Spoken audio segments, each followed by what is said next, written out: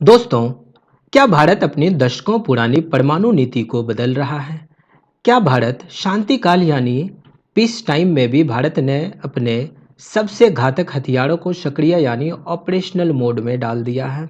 तो जी हाँ दोस्तों, स्वीडन की मशहूर संस्था सिफरी यानी कि Stockholm International Peace Research Institute की साल 2026 की ताज़ा रिपोर्ट ने पूरी दुनिया के रक्षा विशेषज्ञों को चौंका दिया है।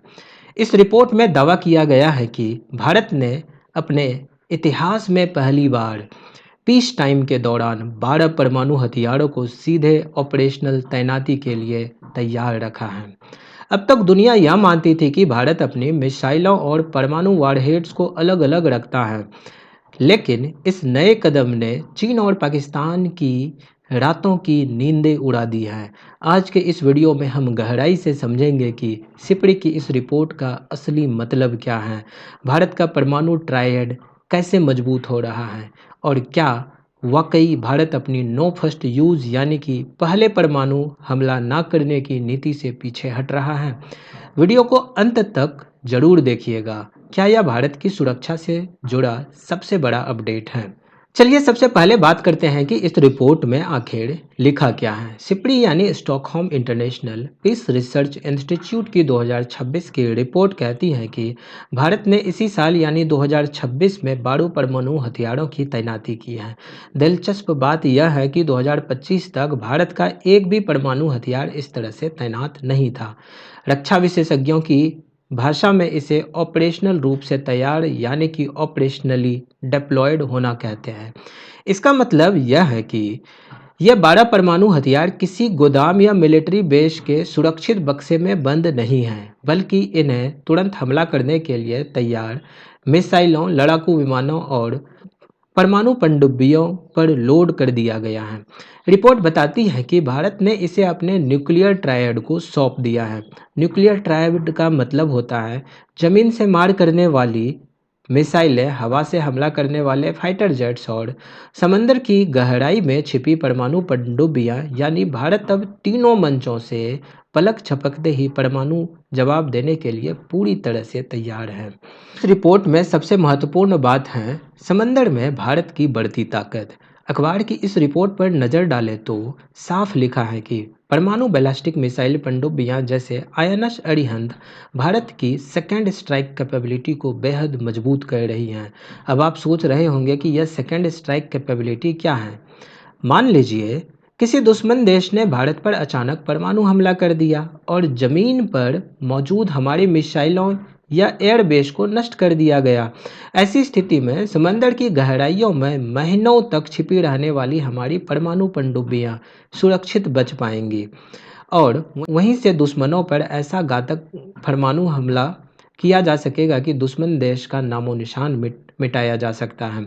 जमीन के नीचे बने मिसाइल सिलोज और नई परमाणु पनडुब्बियों में तुरंत इस्तेमाल के लिए तैयार इन 12 हथियारों का होना यह दिखाता है कि भारत अब किसी भी अप्रत्याशित यानी कि अनएक्सपेक्टेड हमले का जवाब देने के लिए अपनी तैयारियों को हाई अलर्ट पर रखा हुआ है। अगर हम वैश्विक स्तर पर देखें तो परमाणु हथियारों को इस तरह रेडी टू यूज़ मोड में तैनात करने वाले देशों में भारत अब दुनिया के चुनिंदा देशों की कतार में शामिल हो गया है। इस मामले में भारत का स्थान छठा है। अगर दुनिया के टॉप देशों की बात करें तो सिपड़ी के आंकड़ों के अनुसार रूस पहले स्थान पर है, जिनके पास 1796 परमाणु हथियार तैनात हैं। अमेरिका दूसरे नंबर पर है, जिसके 1770 परमाणु हथियार हमेशा तैयार रहते हैं।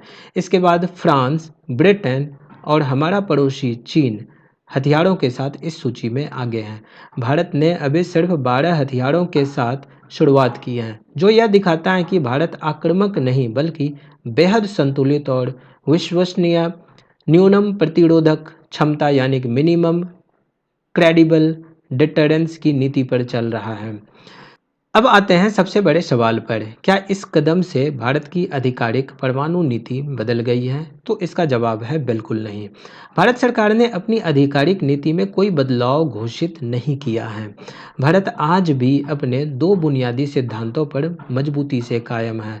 पहला है नो फर्स्ट यूज पॉलिसी, यानी कि भारत किसी भी देश पर पहले परमाणु हमला नहीं करेगा। और दूसरा है क्रेडिबल मिनिमम डिटरेंस, यानी कि हमारे पास सिर्फ उतने ही हथियार होंगे जो दुश्मन को डराने और रोकने के लिए काफ़ी हो।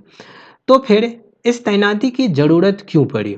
रिपोर्ट के मुताबिक चीन और पाकिस्तान से जुड़े सुरक्षा वातावरण और उनकी लंबी दूरी की मिसाइल क्षमताओं को देखते हुए भारत को अपने परमाणु बलों का मॉडर्नाइजेशन करना पड़ रहा है।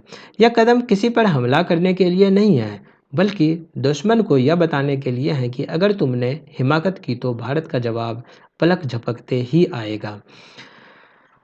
तो दोस्तों, सिपरी की यह रिपोर्ट साफ कहती है कि भारत आज के बदलते दौर में अपनी सुरक्षा को लेकर कोई ढिलाई नहीं बरतना चाहता।